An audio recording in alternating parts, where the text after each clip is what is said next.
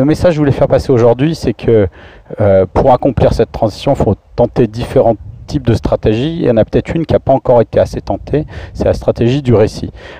On a aujourd'hui un futur qui reste à inventer, qui est un grand champ de friche, et aujourd'hui il est surtout peuplé par nos cauchemars.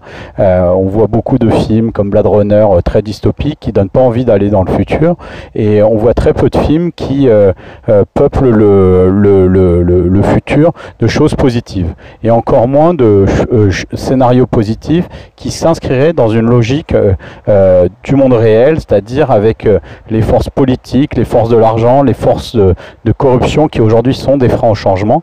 Et il y a peu de récits qui existent comme ça. Et moi j'ai pris le parti il y a une dizaine d'années de commencer à écrire une saga de romans qui s'appelle Siècle Bleu, dont l'objectif est de raconter une narration alternative du futur.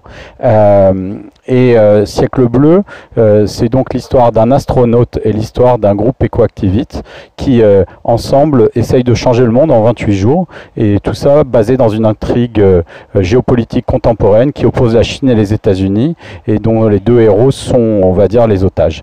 Voilà, donc essayer de faire passer le fait par le roman que l'énergie du rêve et l'énergie de l'engagement sont des choses qui peuvent mettre les gens en action, et d'essayer que d'autres auteurs, d'autres cinéastes, d'autres scénaristes s'emparent de toutes ces belles choses que les acteurs du changement ont créées pour les mettre dans de la fiction. Merci.